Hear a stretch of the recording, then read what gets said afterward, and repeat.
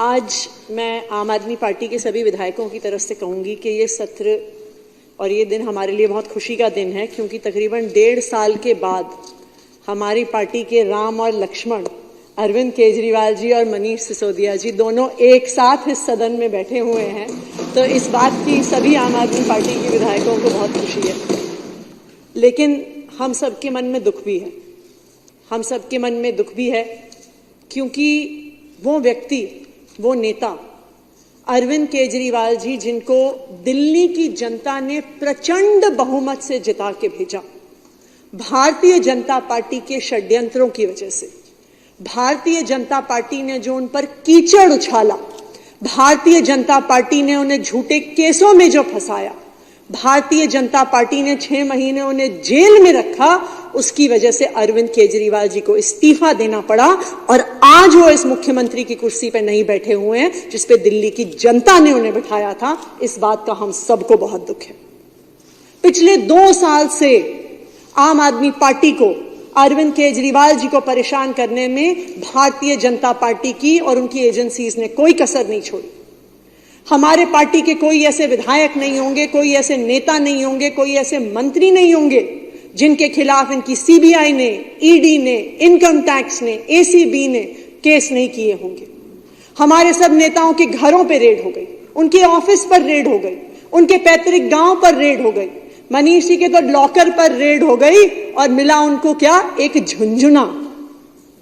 हम सब ने इतने सालों से देखा है कि जब सीबीआई, ईडी कहीं रेड करती है तो बड़े बड़े नोटों की गड्डियां मिलती हैं। सीबीआई और ईडी उनकी रंगोली बनाती है, सोने के बिस्कुट मिलते हैं, शेल कंपनीज के कागज मिलते हैं, अवैध प्रॉपर्टीज के कागज मिलते हैं। सैकड़ों और हजारों रेडों के बाद भी आम आदमी पार्टी के एक भी नेता से भ्रष्टाचार का 1 रुपया भी नहीं मिला भारतीय जनता पार्टी की एजेंसीज को। क्यों? क्योंकि आम आदमी पार्टी एक ईमानदार पार्टी है। आम आदमी पार्टी जनता के लोगों के लिए काम करने वाली पार्टी है। लेकिन फिर भी इन्होंने एक के बाद एक आम आदमी पार्टी के नेताओं को गिरफ्तार किया। इन्होंने दिल्ली को मोहल्ला क्लिनिक देने वाले सत्येंद्र जैन जी को गिरफ्तार किया। इन्होंने दिल्ली की शिक्षा क्रांति के जनक मनीष सिसोदिया जी को गिरफ्तार किया। इन्होंने संजय सिंह जी, जो आम आदमी पार्टी के सांसद हैं, उन्हें गिरफ्तार किया।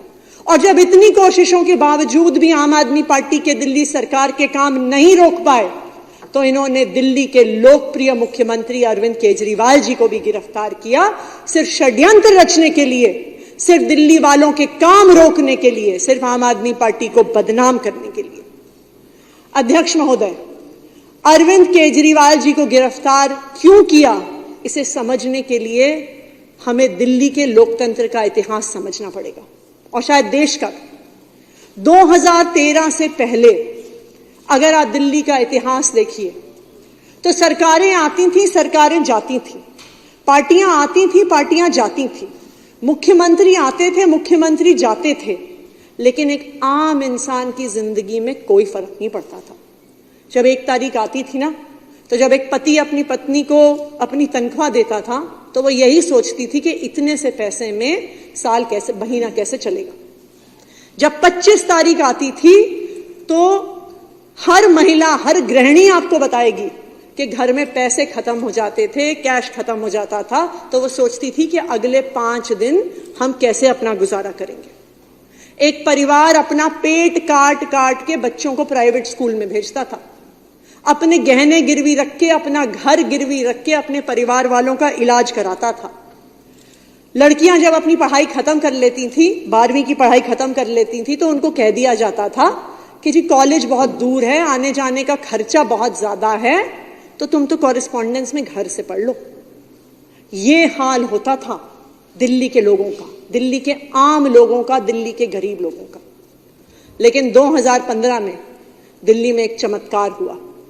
दिल्ली के लोगों ने अपने बेटे, अपने भाई अरविंद केजरीवाल जी को मुख्यमंत्री चुन के भेजा, और तभी से दिल्ली वालों की, दिल्ली की महिलाओं की, दिल्ली के बच्चों की हाथों की लकीर बदल गई, उनकी तकदीर बदल गई।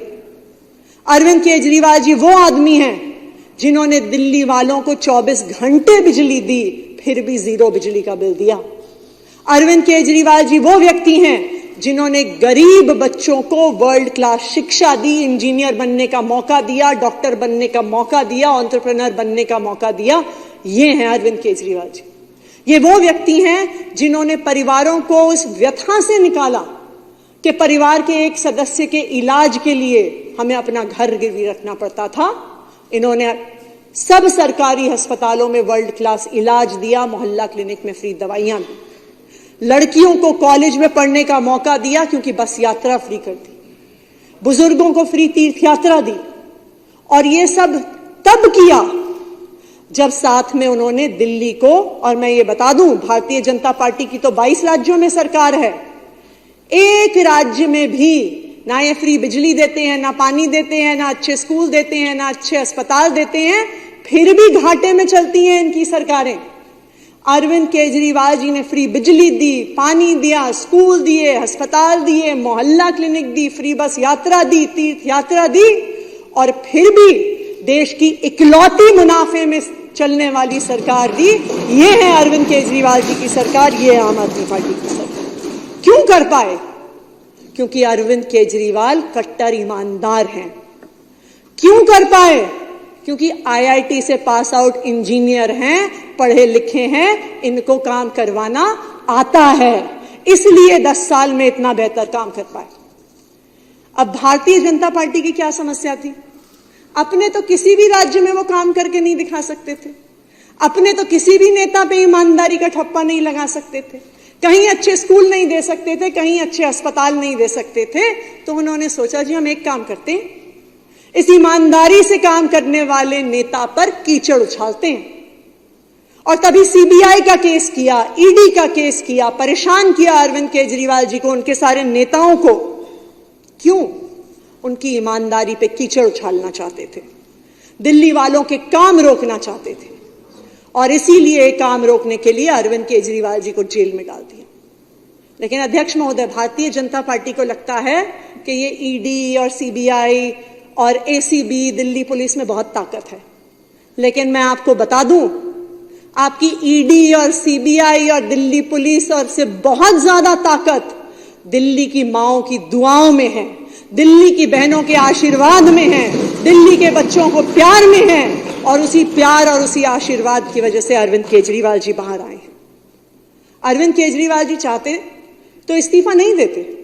सुप्रीम कोर्ट ने जितनी तीखी टिप्पणी इनकी सीबीआई और ईडी और सेंट्रल एजेंसीज पे करी, सुप्रीम कोर्ट ने तो उनके मुंह पे तमाचा मारा और कहा कि केंद्र सरकार की एजेंसियां पिंजरे में कैद एक तोते की तरह हैं। शायद कोई और नेता होता तो मुख्यमंत्री की कुर्सी पे बैठने से पहले 2 मिनट भी नहीं सोचता। लेकिन अरविंद केजरीवाल जी ने इस देश के इतिहास में ईमानदारी की और नैतिकता की मिसाल कायम करी है, और इस्तीफा देके दिल्ली के लोगों को कहा कि अगर आपको मेरी ईमानदारी पे भरोसा है, मैं तभी मुख्यमंत्री की कुर्सी पे बैठूंगा। मैं तो भारतीय जनता पार्टी से पूछना चाहती हूं, आपके किसी नेता में ऐसी हिम्मत है क्या? मैं दिल्ली वालों को यह भी भरोसा दिलाना चाहती हूं कि अब अरविंद केजरीवाल जी जेल से बाहर आ गए। पिछले 6 महीने से, जब से अरविंद केजरीवाल जी जेल में थे, भारतीय जनता पार्टी ने दिल्ली वालों के काम रोकने की हर साजिश करी। बुजुर्गों की 6 महीने तक पेंशन रोके रखी, विधवाओं की पेंशन रोके रखी, दिल्ली जल बोर्ड के पैसे रोक दिए, सड़कें तुड़वा दी, हॉस्पिटल में, मोहल्ला क्लिनिक में दवाइयां रुकवा दी।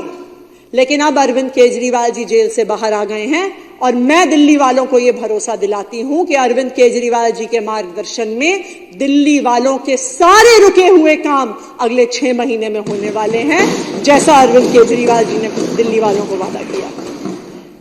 अभी कुछ देर पहले महाजन जी किसी के भाषण के दौरान 0-0-0 कई बार ही कह रहे थे। तो मुझे लगता है कि हमारे भाजपा वालों को भी, दोस्तों को पता ही है कि फरवरी में आने वाले चुनावों का क्या नतीजा होने वाला है।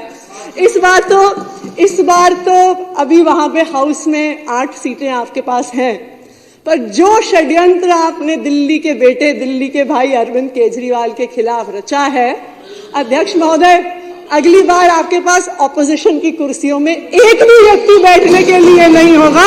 दिल्ली के लोग अरविंद केजरीवाल जी को 70 में से 70 सीटें देके भेजेंगे और फिर से दिल्ली का मुख्यमंत्री बनाएंगे। बहुत बहुत धन्यवाद। जय हिंद, जय भारत।